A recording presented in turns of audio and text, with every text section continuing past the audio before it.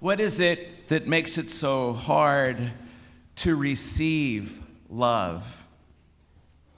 To let ourselves be loved? To trust that we really are loved? We, all of us, it seems to me, at some level, you and I are very good at blocking love as it comes to us. There are many reasons that we block love, as many reasons as there are people in this chapel right now. There are many ways that we really won't let ourselves be loved. When will we ever let ourselves receive the love that is offered to us? When will we push those blocking hands apart so that we can finally embrace the love that has been always given to us? When will we finally let it in? What will it take for us finally to trust that we are loved by a great love, by an infinite love, that loves us personally, always did, always does, always will? How can we let ourselves trust love from God and from people? Stephen Barony has been one of our residents here in the house for the last 2 years. We two and 5 others managed through the pandemic together. Stephen served as the house manager. He's graduating in just a couple weeks with a master's in arts. And his ability to paint icons and cartoons and his amazing imagination are all remarkable.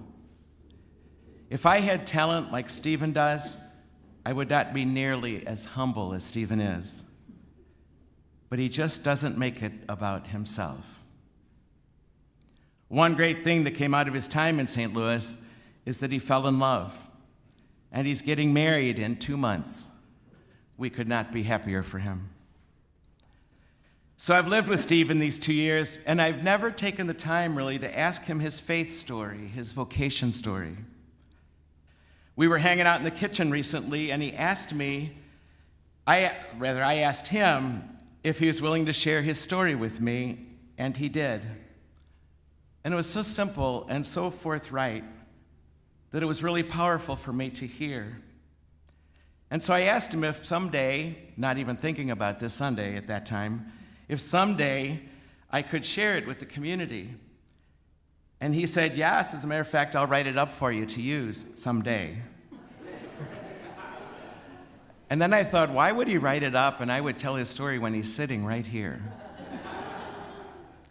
So I asked Stephen if he would be willing to share that story with us this morning. So simple, so forthright sometimes that it can cut right through some of those blocks. Stephen, the engaged one.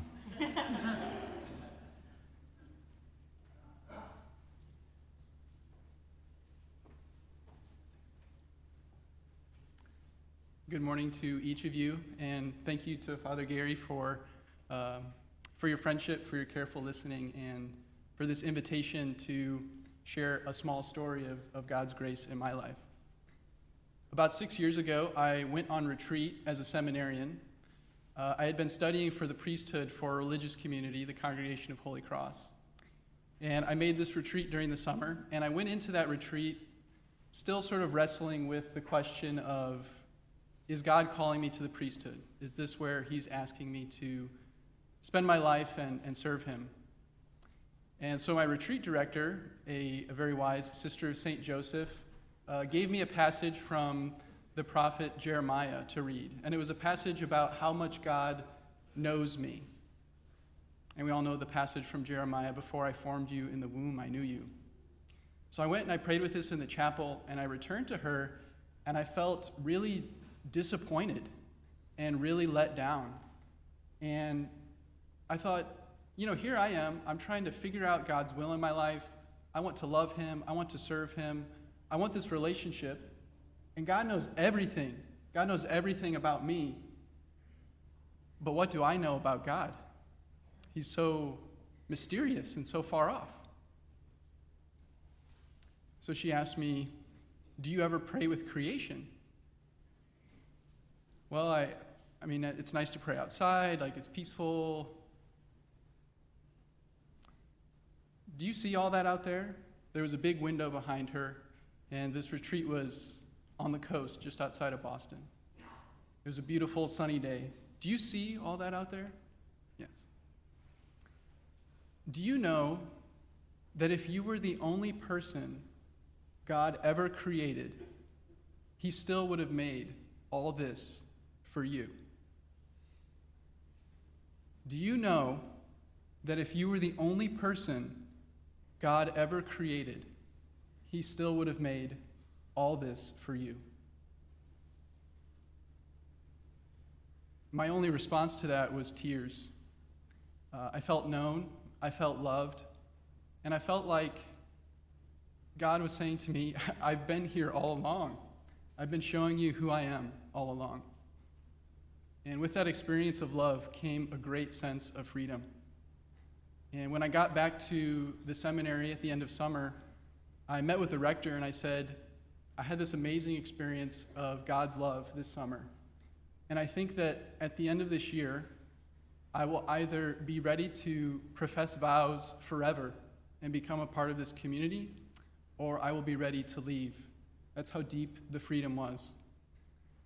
Because I had sort of realized, I'd known it all along, that I was a beloved son of God. I'd known it up here, but not down here.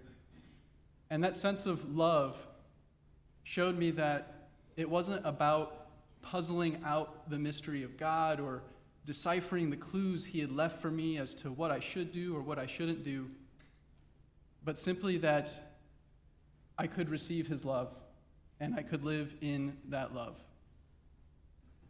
So I leave you with the question of that wise sister. Do you know? Do you know? Do you?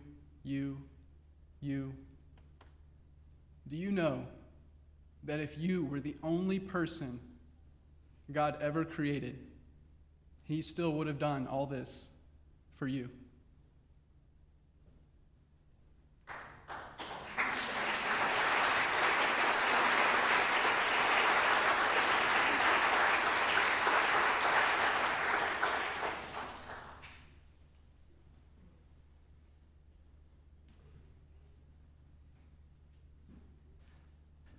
When Stephen shared that question that religious woman gave him, it really began to adjust my ability to let love in, God's. I pray that it might for you too. Perhaps it'll help you personally when you're looking out your window someday and you think about what that spiritual director said to him. But also someday, might you remember and be able to say it to someone else like she did to him, who is looking for that love, as surely as Thomas was in this gospel. Thomas, like all of us, had his way of blocking love. So did Stephen, so does Gary, so do we all. To not let it in. But letting it in set Thomas free, like that question did for Stephen, to risk everything for that love. Stephen felt a new freedom, the same freedom that set Thomas free to give everything for that love. In those days and those weeks and those months after that experience in that retreat center, he was a changed man, because some of those blocks had fallen to the side. Looking out your window someday from the rooms of your home, do you know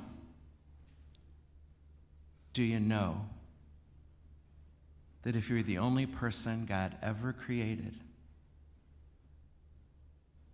God still would have done all this for you. For you.